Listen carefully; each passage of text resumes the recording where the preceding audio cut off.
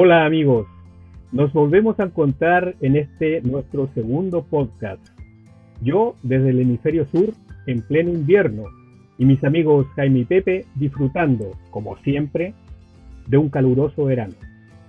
Hoy nos congrega una pregunta que pareciera ser de fácil respuesta. ¿Cómo nos vemos? Intentaremos dilucidar esa respuesta en este corto trayecto temporal. Pero antes les saludo y recuerdo que soy Félix Alvarado, conectado desde la fría y lluviosa Valdivia al sur de Chile. ¿Qué tal, Félix? ¿Qué tal, Pepe? Les saludo. ¿Cómo nos vemos? Desde luego una pregunta importante para conversar de nosotros. Nos vemos a nivel particular, en familia, en comunidades. En lo particular, me siento parte de una comunidad vibrante, pujante, con muchas ilusiones, que ha pasado un montón de broncas, pero tenemos todas las ganas y la responsabilidad de nuestro tiempo cae en mi generación, en nuestra generación, de tratar de hacer las cosas bien, de tratar de dejar mejor las cuestiones para nuestros hijos. Un saludo a ambos y excelente podcast. Félix, Jaime y todos los amigos que nos ven de costa a costa y más allá de nuestras fronteras. Híjole, ¿cómo me veo?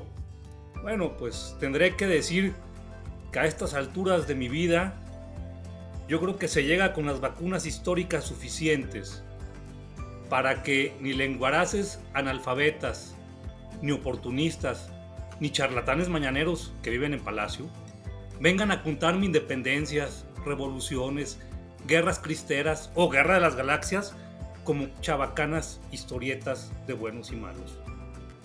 Somos más complejos y tenemos mucho que contar que historias de buenos y malos. Pues arranquemos, señores. Iba a decir entremos en materia, pero veo que ya entramos en materia hace un rato. ¿Cómo nos vemos? Es la pregunta que queremos plantear hoy. La respuesta más simple pareciera ser: nos vemos mirándonos. Y sin duda es así. Hoy queremos mirarnos como sociedades, como países, como individuos, ver si existe una idiosincrasia americana, latinoamericana, mexicana, chilena, etc. Y de ser así, ver qué es lo que conforma esa idiosincrasia que nos da identidad como nación. El psicólogo social británico Henry Taxfeld dijo: somos sujetos que nos constituimos desde el conocimiento de nuestra pertenencia a un grupo o grupos social, junto con el significado valorativo y emocional asociado a dicha pertenencia. ¿Es nuestra identidad nacional un constructo sociopsicológico de comunidad imaginada?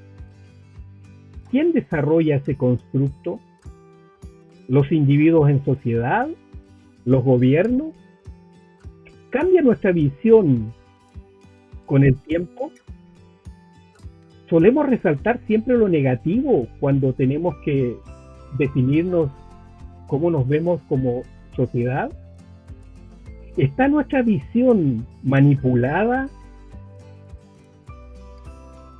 Debatamos sobre este tema. Y amigos, les doy la palabra. Bueno, pues lo que yo quisiera decir es que desde mi perspectiva nos hemos visto construidos, sobre todo en las últimas décadas, como pueblos, como comunidades violentas, como comunidades flojas, como comunidades incapaces de transformar la realidad, de estar a la altura de los retos que nos trae estas eras de inteligencia artificial. Tenemos un aparato de noticias que siempre está dándonos malas noticias. En mi caso, si vas a Yucatán o vas a Tijuana o estás en el centro de México, en todos lados hablamos mal de nuestras instituciones, de nuestros políticos, que sí tenemos mucho que decir, pero el problema creo que afecta también a nuestros vecinos, a nuestras familias, a nuestras comunidades más cercanas. Los altos índices de desconfianza que da el INEGI, por ejemplo, en nuestros vecinos, en los jueces, en los agentes del Ministerio Público, es decir, en instituciones que son muy básicas para la convivencia diaria, son preocupantes. Creo que nos vemos mucho más mal de lo que somos, porque sales a la calle y te encuentras con familias con valores, trabajadoras, que están partiendo la madre por este país y demás. Y como decía Pepe, somos comunidades muy complejas, donde definitivamente habrá de todo y habrá sus diferentes tonalidades de negro y blanco, pero no creo que seamos como nos estamos viendo. Y los relatos que nos contamos a nuestros hijos, a nuestros alumnos, sí construyen nuestro futuro. Por eso creo tan importante que en el diálogo, en lo que se platica en los foros públicos, también aprendamos a reconocer todo lo bueno que sí tienen nuestros países, nuestras comunidades, nuestros entornos. Eso es como punto de partida lo que yo quisiera comentar. Yo creo que no se puede hablar de una idiosincrasia comunitaria. Yo tengo, al menos en mi experiencia, que la capacidad de asombro es distinta en cada país, o la normalización de hechos incorrectos. Me gustaría platicarles algo que me tocó vivir. Luego, como dicen, ¿no? Vivir en carne propia. No, güey, pues ni modo que me tocara vivir en carne ajena, ¿va? O sea, a ver, yo tenía 20 años y tuve iba a decir la fortuna. No sé si es un tema de fortuna o es un tema de disciplina, trabajo y esfuerzo, pero bueno, yo fui becado por el CONACYT para estudiar mi maestría en Chile, y cuando... No lo sé si es tema de fortuna o de chiripa, que somos muy dados los mexicanos a la chiripa. Bueno, ya contaré de la chiripa, pero bueno, total, que me subí al vuelo de la DECO 927, llevaba conmigo una Biblia, un sueño y $300. Los $300 se acabaron en un rato, la Biblia la tuve que vender para comer, y el sueño, pues ya no me acuerdo qué pasó con él, pero bueno, total que llegué allá. Félix. Y entonces, en los primeros... no, el güey es agnóstico, no me compra nada, menos esas cosas. No, pues llegando allá, pues ya hay que conocer y reconocer los procedimientos para sobrevivir, y pues uno es la alimentación. Entonces, la universidad contaba, por cierto, una universidad preciosa en una isla, toda una ciudad universitaria, pero la universidad contaba, allá le llaman casino. Uno aquí dice casino y piensa en un tema de juegos. No, el casino allá era la cafetería, un poco más que cafetería y a lo mejor un poquito menos que restaurante, pero bien montado aquello. Y era muy, muy del estilo gringo, la universidad allá. De hecho, era tan del estilo gringo que los de primer ingreso eran mancillados, eran humillados por todo el pueblo, porque es un pueblo chico comparado con nosotros, porque eran de primer ingreso. Los encueraban para que corrieran encuerados. Yo lo hacía nomás por gusto, no porque me lo hicieran. No, no es cierto, nunca corrí encuerado allá. Pero yo era de maestría, entonces también eso estaba muy marcado. Esa parte a mí sí me llamó mucho la atención.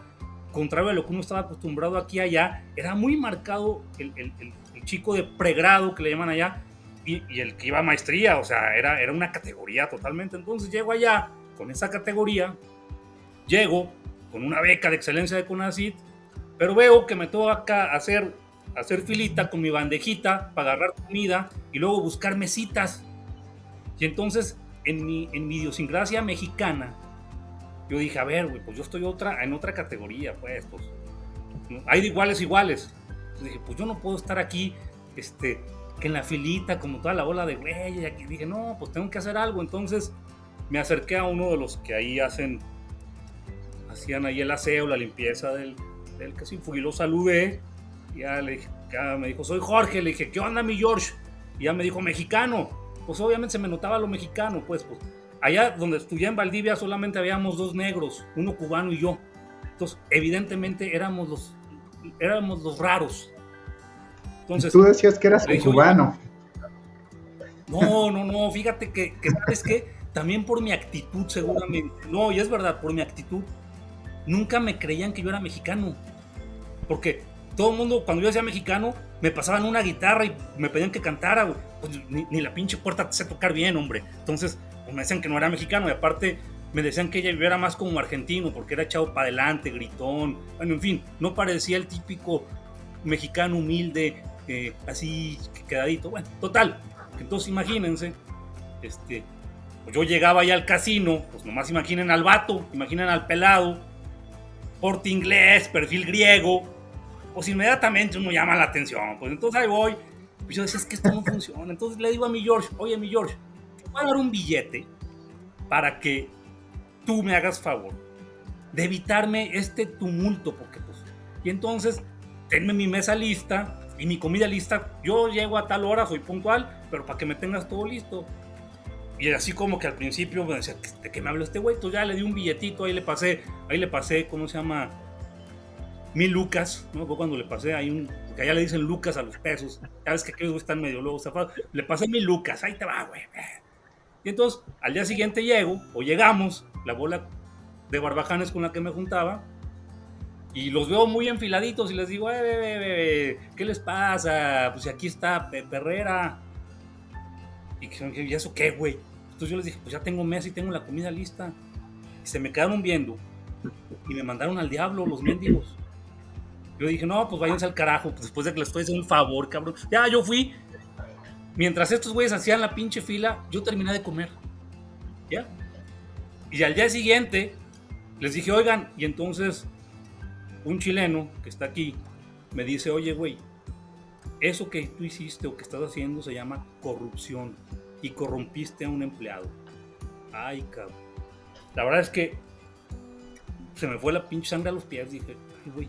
O sea, yo había normalizado, porque esto es un acto tan típico en este país que nunca había normalizado. O sea, yo lo tenía tan normalizado que no imaginé que eso fuera un acto de corrupción y que estaba corrompiendo. Y la verdad es que sí me sentí mal. Hablé con George, le dije, mira, George, ¿sabes qué? Esto no es así, güey. Me equivoqué. Regrésame el billete. No es cierto. No le pedí. Ya se lo había dado. Le dije, pero ¿qué? Le querías 1500 lucas. Ya, no. Ya le dije, ya lo he hecho está, güey. Pero a lo que voy es que no somos iguales. Me parece que el mexicano, dentro de las variadas culturas de este continente, somos los que más hemos perdido la capacidad de asombro. Somos capaces de normalizar desapariciones, asesinatos, corrupciones, una ministra plagiaria. O sea, que nos puede pasar de todo. Es más, estoy seguro que si llegan los mendigos extraterrestres, no nos asombramos, porque ya Jaime Maussan nos lo dijo. A ese ya llegaron y se fueron. Cero asombro. Pues cabrón, y cuenta nos vimos, pinches reptilianos. Pero a ver, no somos iguales, no pensamos iguales, no creemos lo mismo, aunque la mayoría sea católico, apostólico, romano y guadalupano. Sí me parece que hay diferencias sustanciales y sustanciosas entre nosotros. Sí, eso es muy cierto. Pero con el tiempo las cosas igual cambian y los países también involucionan o evolucionan, depende de cómo lo quieras ver. Yo en su momento, como la pregunta me quedó grande y no sabía cómo responderla, porque me dije cómo nos vemos como chilenos, no supe responderla, tuve que meditarlo, decidí hacer una encuesta entre mis amistades, mis redes sociales, y a todos les hice la pregunta y un gran número me respondió. Después me tomé el tiempo de buscar información en bases de datos chilenas y encontré varias, pero entre esas varias, 2 que resumí y que las tengo acá y se las quiero dar a conocer, acerca de cómo se ven los chilenos. Una está hecha el 2021 por la Fundación Imagen de Chile, que es de una muestra de 1025 personas, y hacen un estudio, cómo nos vemos nosotros. La pregunta que ellos quieren manejar en rigor es el orgullo. ¿Qué tan orgulloso se siente uno por su país? El orgullo por Chile, primero. Y dentro de ese rango de personas, el orgullo por Chile, hay un 19% que tiene bajo orgullo o no tiene orgullo por Chile, un 47% que es nivel medio, o sea, en realidad no es tanto, y un 34% solamente que tiene un alto orgullo por su país, por Chile. Después viene la pregunta, el orgullo por ser chileno, ya no por su país, o sea, me siento orgulloso por ser chileno. Había un 14% que no sé, es muy bajo. Un 32% que es a nivel medio, que sí o que no, que podría ser. Y un 54% que se sienten muy orgullosos de ser chilenos. Ahora, esto fue del 2021. El 2019, ese porcentaje alto de orgullo por ser chileno era de un 71%. Bajó considerablemente. Otra cosa que decía esta encuesta es que los segmentos etarios más altos presentan un mayor orgullo por Chile. O sea, las personas de mayor edad se identifican más con su país y sienten más orgullo por él.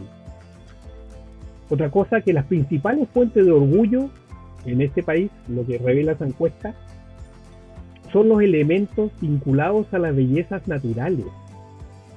O sea, los chilenos se sienten orgullosos de su cordillera, de su mar,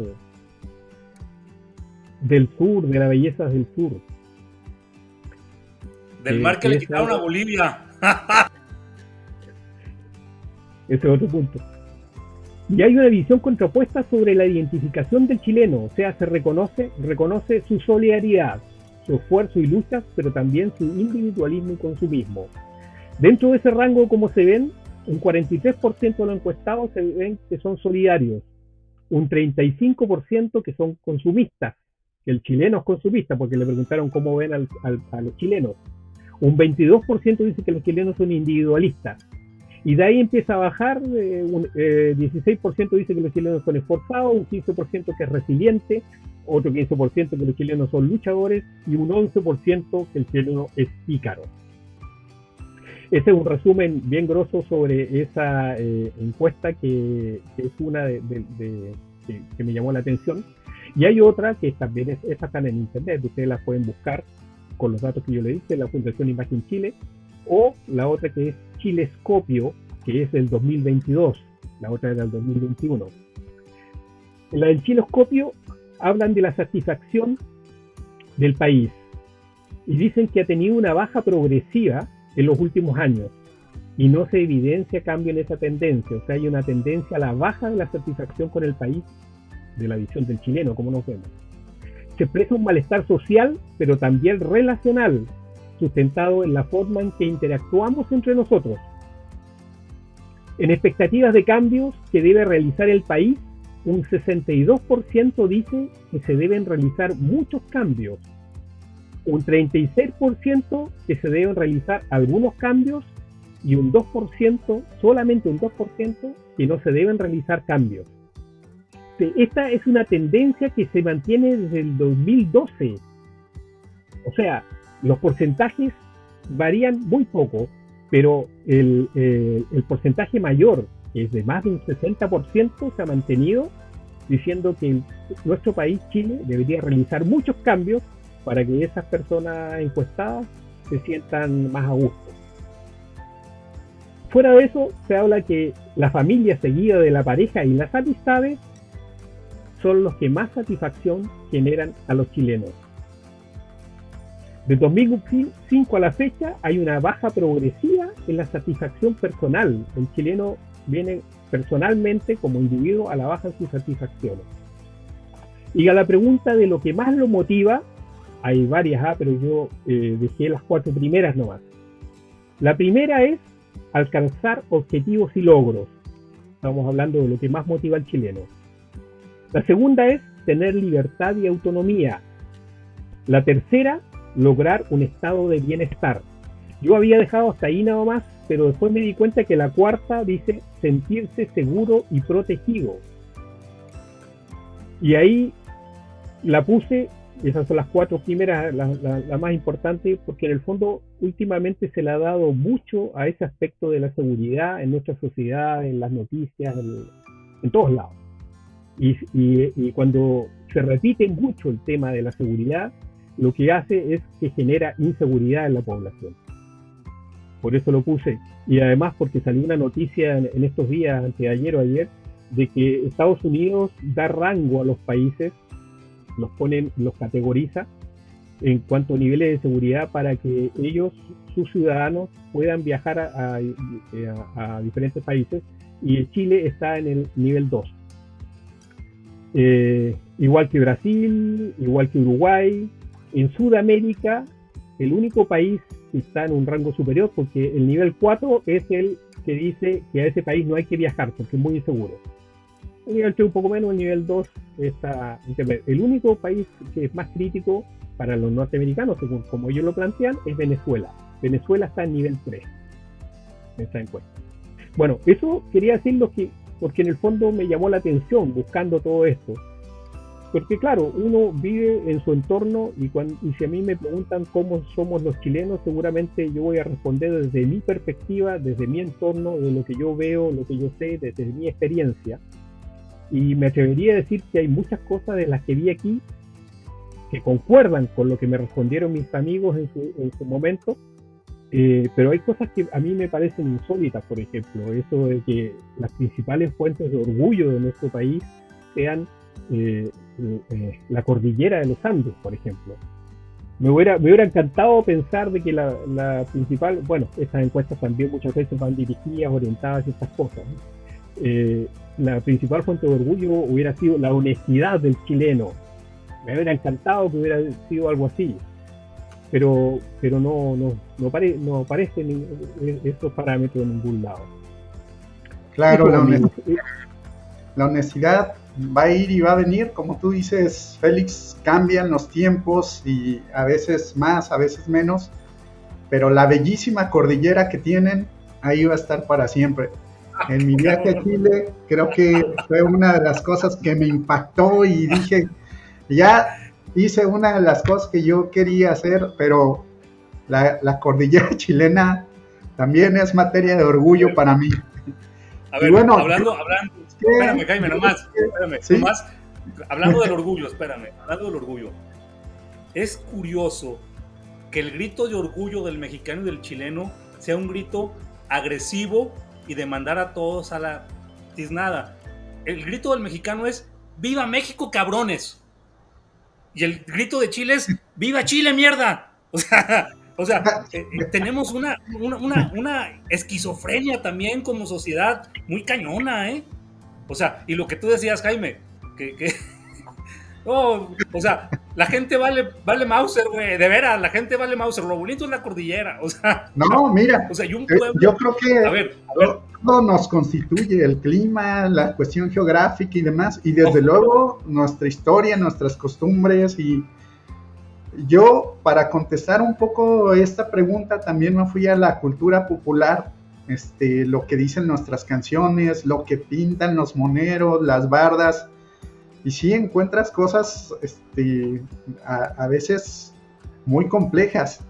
Germán Dehesa, cuando escribe a la familia mexicana, que es el reducto más íntimo de la comunidad, dice, de la familia mexicana, dice, somos argüenderos, montoneros, fiesteros, todos creemos que tenemos la verdadera,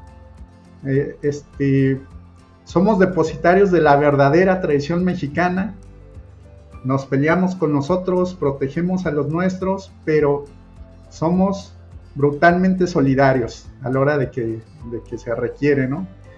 Lorenzo Meyer, un poquito más para acá, él decía, somos países en busca de ciudadanos.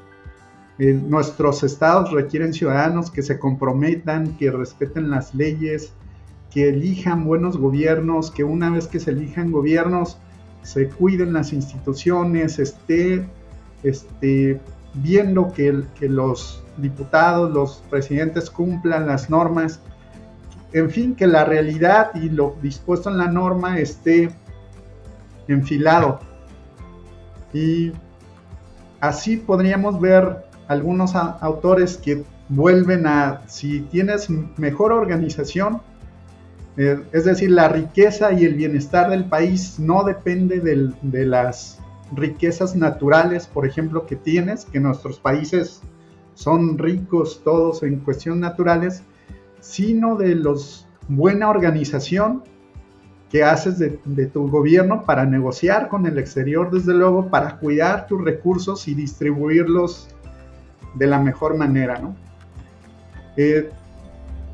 Ya si nos vamos a datos como los que decía Félix, en México y en Jalisco son brutales, ¿no? El 14% de la población en las encuestas que yo he visto de percepción de corrupción, por ejemplo, es solo el 14% confía en jueces, en policías, en agentes del Ministerio Público, es decir, en las instituciones más básicas.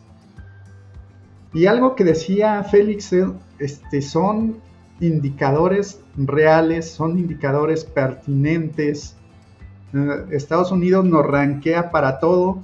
Ahora que estuve en Santiago de Chile, a mí me sorprendió muchísimo que los estudios de maestría que se presentaban en el foro a donde fui, todos hablaban de la corrupción y de la violencia en los países de América Latina y África. Pero en ninguno de esos análisis se revisaron cuestiones como las armas y el dinero que llegan a los países de América Latina. Es decir, no hablaron de las causas que motivan la violencia y la corrupción, o al menos son causas importantes que se habla esto, ¿no? Que se generan, que llegan a América Latina y a África con toneladas de dinero, toneladas de armas, y hacen mucho más difícil tener estados fuertes.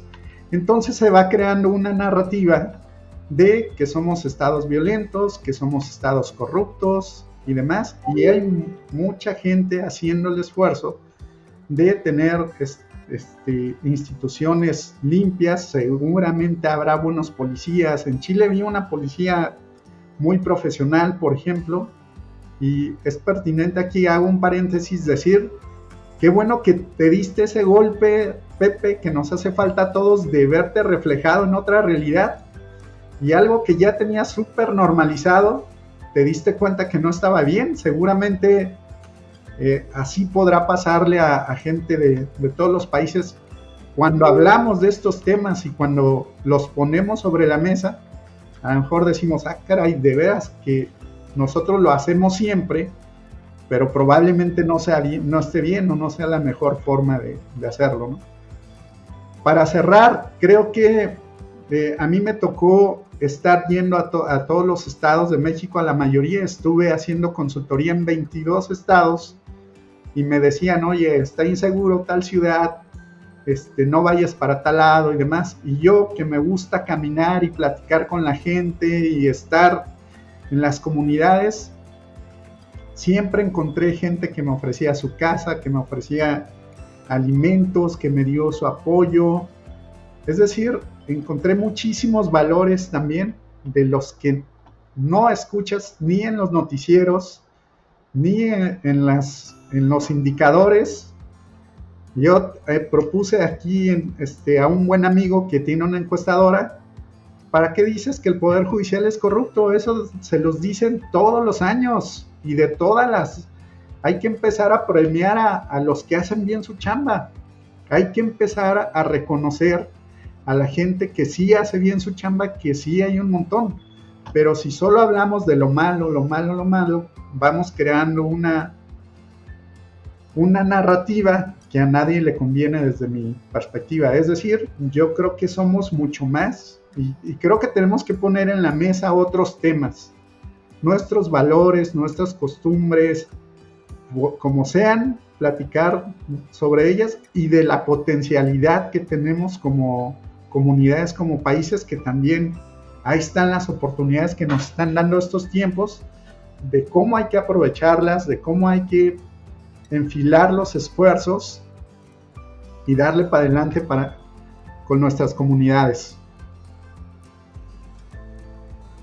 Pero fíjense el nivel de bipolaridad social que traemos. Como que decía Félix, yo me quedé pensando, a ver, en los números, que los demos por buenos, él decía una cantidad muy alta de chilenos que quieren un cambio. Y cuando tuvieron la oportunidad de cambiar... 62% año 22. Cuando tuvieron la oportunidad de cambiar la Constitución, ¡no lo hicieron! ¡O se hicieron güeyes! O sea, dices, a ver, güey. ¿Y fue por qué? Y peor aún, Pepe, perdón, si se da el cambio, va a haber otro sector amplísimo de la población diciendo que estuvo mal ese cambio. Y entonces claro, tenemos comunidades polarizadas. Siempre habrá, sí, claro. Pero a ver, ¿por qué no hicieron el cambio? Perdón que lo diga a los chilenos, por güeyes. Por pinches güeyes. Como me encantaba decir pinche güey allá, porque les encantaba que dijera eso. Bueno, pero me refiero por pinches güeyes, por ignorantes, porque no supieron al final ni qué votaban. O sea, ese es el nivel que nos lleva a muchas tonterías. Una cosa, Jaime, Félix, es tener valores, que no dudo, pero otra cosa que yo siento que está pasando, sí, es un sentir, es que cada día o cada año lo que va incrementando es de ignorancia. Podemos tener mucha tecnología y tener muchas cosas, pero estamos plagados de ignorantes. Y yo creo que nunca en el planeta ha habido tantos ignorantes, imbéciles y cretinos gobernando al mismo tiempo. Es impresionante. Bueno, desde un Trump, a un López Obrador, a un Lozano, a un o sea, no, a ver, es increíble. Y lo tengo que decir. ¿Por qué este tipo de gente gana una elección? Porque la gente se siente identificado con ellos. Porque es una pinche bola de acomplejados. O porque no somos responsables. Mira, Germán Dehesa también decía algo que a mí me hizo mucho sentido. Decía, el mexicano tiene a quien mentarle la madre en el político, pero tiene en quien descargar toda su responsabilidad. No está bien hecho esto por el pinche político, no está hecho bien aquello por el político, porque es incapaz de hacerse responsable de las cosas que le tocan. Entonces el político era es como a quien podemos mentarle la madre y echarle la culpa de todo, pero al mismo tiempo hacerlo responsable y no tomar la responsabilidad que nos toca.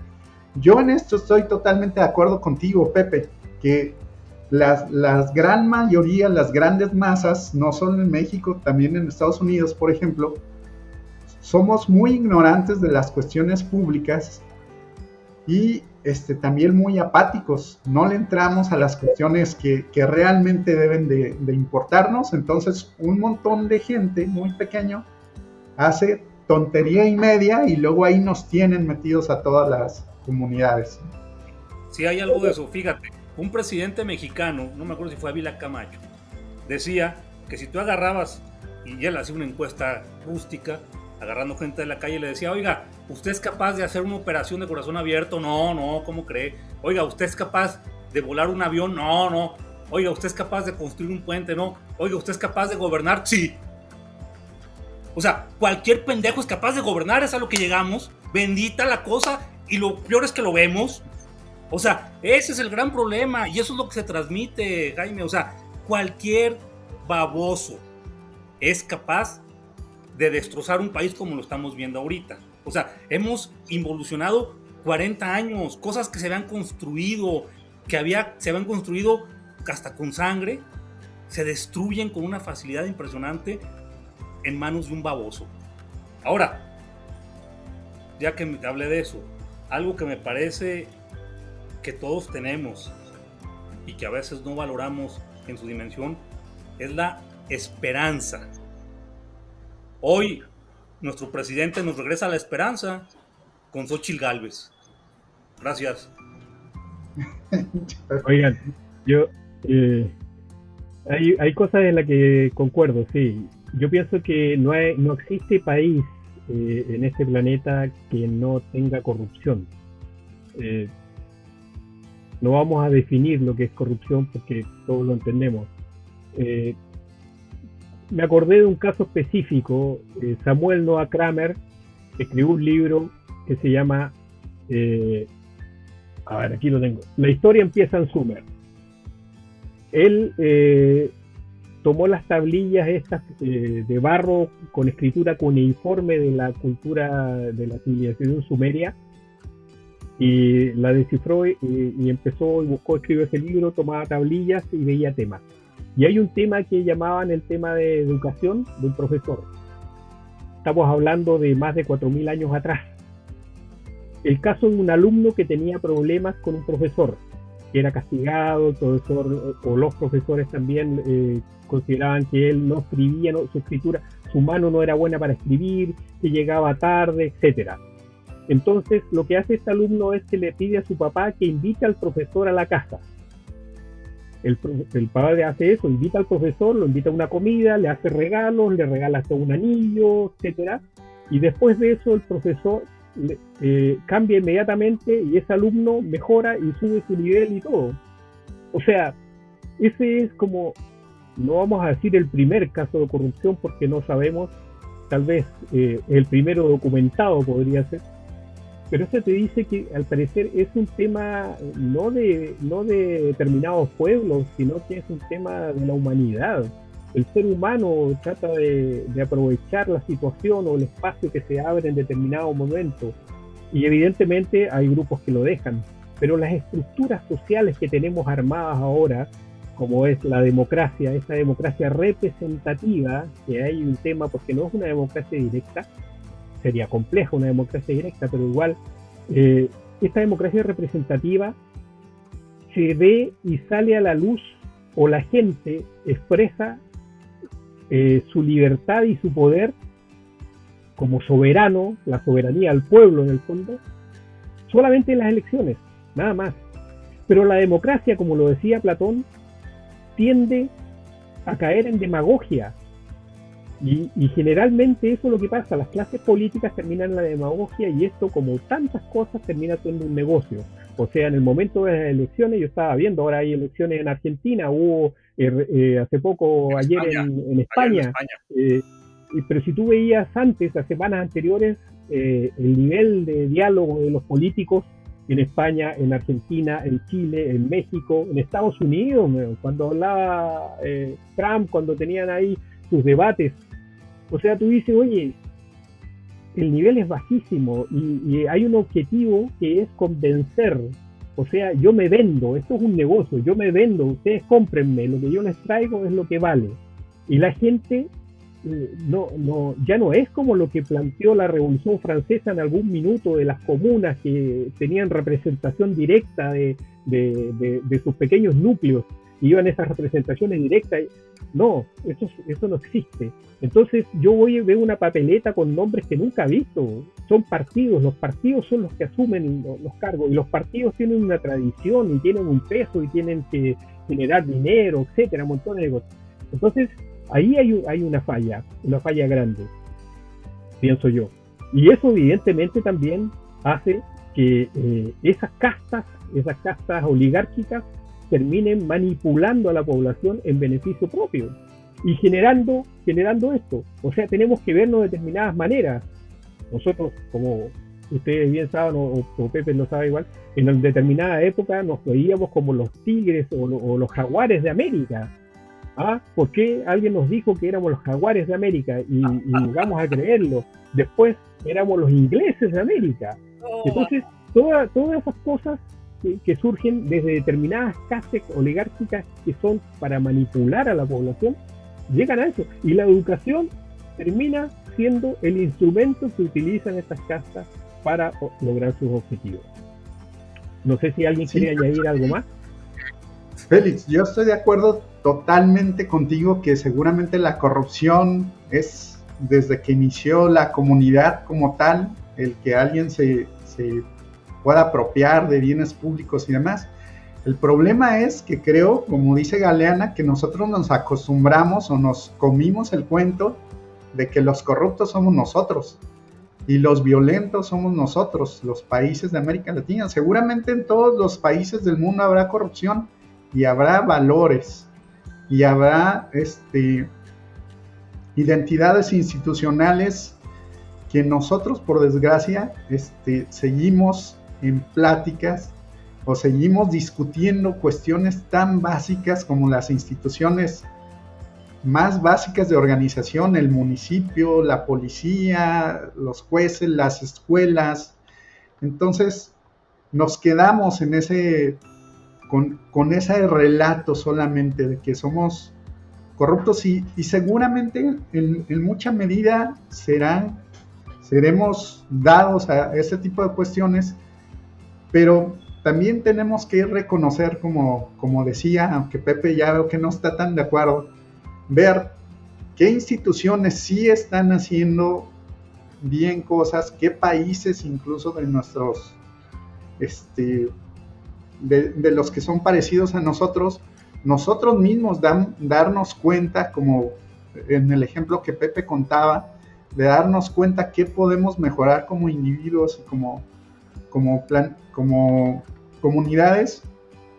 Y otra cosa muy cierta es que a los políticos lo que les ha convenido, dado más dividendos últimamente, es un diálogo o un mensaje de polarización. Le funcionó a Trump en Estados Unidos, dividió a su país, está funcionando en México. Aquí tenemos los chairos, los fifís, hacemos divisiones simplonas que en la realidad o en la práctica tienen un efecto muy concreto: o estás conmigo o estás en mi contra. Y no solo se divide el lenguaje político sino que empiezas a dividir comunidades, familias, hermanos. Oye, ¿tú por qué votas por ese chairo? ¿Por qué eres fifí? Se deja de hablar de cuestiones importantes, de cómo deberían de ser las comunidades básicas, y caemos en cuestiones tan simples como eres fifí o eres chairo, ¿no? Es decir, creo que la relatoría de los políticos les ha dado también mucha tela de donde cortar, generar divisiones. Ellos tienen bien medidos con qué porcentajes de la población ganan una elección, y lo usan desgraciadamente porque quien sale fragmentado, quien sale lastimado es la población. Pero últimamente los políticos están utilizando este método de generar diálogos, divisiones profundas incluso entre las comunidades, que pueden derivar muy fácilmente en cuestiones violentas. Es lo que yo quería aportar. Pero, a ver, Jaime y Félix, hablando de bien sencillo, los que eligen a los gobernantes es una minoría ruidosa, porque la mayoría silenciosa es apática. Y entonces ves, o sea, finalmente la democracia pierde su sentido al votar las minorías. Yo, por ejemplo, en Chile, me acuerdo cuando yo estaba allá, el tema de la votación no era un derecho, era una obligación. Entonces, tenías que ir obligadamente a votar. Cuando la vuelven derecho, cayó el nivel de votación impresionante. ¿Por qué? Porque la mayoría está en la apatía. Y ese es el gran problema, y no es de ahora. Ha sido históricamente, o sea, desde Pilatos, cuando era Jesús o Barrabás, pues era la minoría los que estaban ahí en el argüende, y la minoría escogió a Barrabás, que curiosamente Barrabás quiere decir el hijo del padre. Entonces ya nos confundieron. Ya nos confundieron a todos. Ya será tema de otra plática, cómo también la religión influye, como todo, para bien y para mal. Pero en este país creo que ya no, pero todavía había temas tabús. Uno era la religión, otro el fútbol y el otro la política. Bendito Dios, ya hablamos de todo y nos vale madre. Entonces sí me parece que hay mucho que profundizar de cómo nos vemos, y también por qué nos vemos así. Las relatorías que tú contabas, pues yo me acuerdo cuando yo llegué a Chile, la bola de güeyes sentía que eran los Jaguares de América, cuando en Chile no hay ni jaguares. O sea, era una pinche burrada, pues, de un baboso llamado Pinochet que se le ocurrió decir, somos los Jaguares de América, y más de 3 güeyes le creyeron, y después daba risa eso que se sentían los ingleses de América, como que si los ingleses fueran ¿qué? O sea, decías, güey, ¿por qué no te sientes los chilenos de América? Pues eres chileno, güey, o sea, hay tantas cosas de las que se podrían sentir orgullosos, más allá de la cordillera. Ya no digo yo de qué se pueden sentir orgullosos, luego me van a censurar, pero a ver, somos muy fáciles de creernos 25,000 mentiras como esto de los Jaguares de América, como los ingleses de América, como sentirse los ingleses, porque cuando fue el tema de las Malvinas, Chile estaba a punto de permitir el aterrizaje de los aviones ingleses para joder a los argentinos, porque sí, pues no hay vecinos que se lleven bien, entonces los chilenos y argentinos chocan, como nosotros con ambos lados de la frontera. Es decir, hay temas que son muy humanos, pero que tampoco hemos sabido conciliar ni entendernos. Hace rato que hablábamos de los países, pasa en Chile, pasa en México, pasa en Argentina, todo se hace la diferencia. No es lo mismo el chileno de provincia que el chileno santiaguino. Santiaguino es odioso, el cabrón. No es lo mismo el argentino de fuera que el bonaerense. No es lo mismo el mexicano que el chilango. Y puede que haya algo de razón, ¿eh? O sea, yo no lo dudo.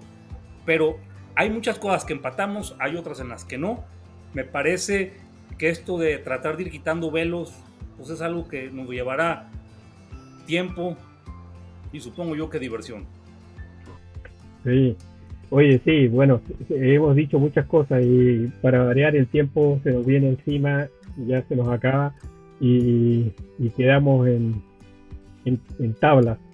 Eso del voto obligatorio que tuvimos acá nuevamente con retorno, yo no soy amigo del voto obligatorio porque pienso que si en una democracia uno debería decidir si quiere votar o no, si realmente está identificado con lo que quiere votar. Pero también es cierto que generalmente hay un grupo pequeño que es el que se hace cargo de esto, de cargarse la mochila del gobierno en la espalda.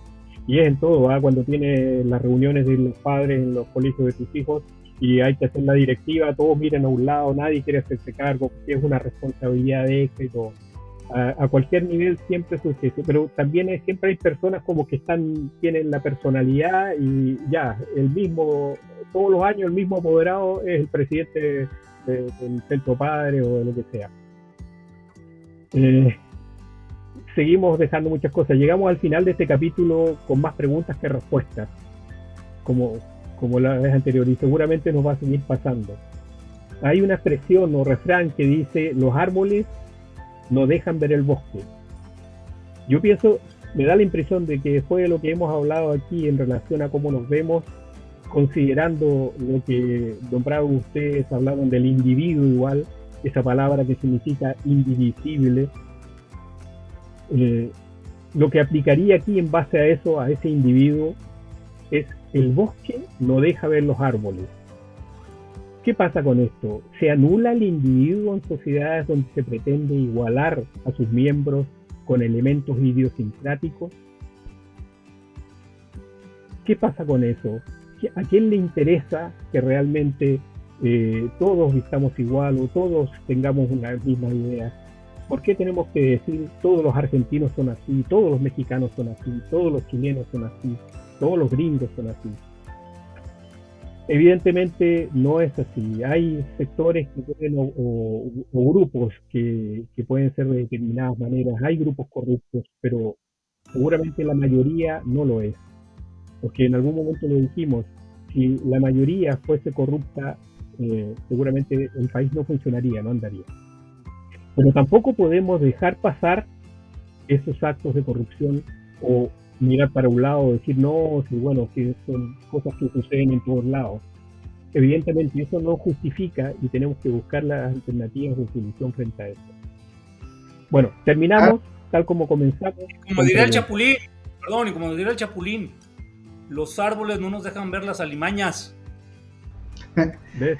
¿Ustedes cómo se compártanos desde Argentina, de Brasil, de Colombia, de todas las naciones de América Latina, cómo se ven sus comunidades desde dentro. Seguramente cuando nos preguntan de fuera decimos, pues somos bien fiesteros o este es nuestro mejor país, pero en realidad, cómo nos vemos como comunidad, hace falta platicarlo, hace falta conversarlo. Cuéntenos cómo se ven desde sus perspectivas particulares. Así es, así es. Yo hice una pequeña encuesta con amigos de otros países, pero ya el tiempo se nos viene encima y lo único que puedo decir es que ellos hablaron positivamente todos de sus países, que fue algo muy simple en todo caso.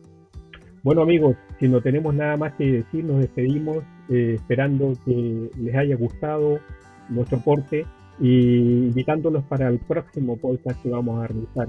Y tal como dijo Jaime, también esperamos sus comentarios, nos interesa saber qué opinan ustedes, si desean que hablemos de algo específico, algo particular, si están en desacuerdo, si requieren que alimentemos más los conceptos que estamos tratando de desarrollar aquí, pónganlos ahí en donde está al pie de los videos, díganos, opinen, y nosotros evidentemente vamos a hacer todo lo posible por responderles.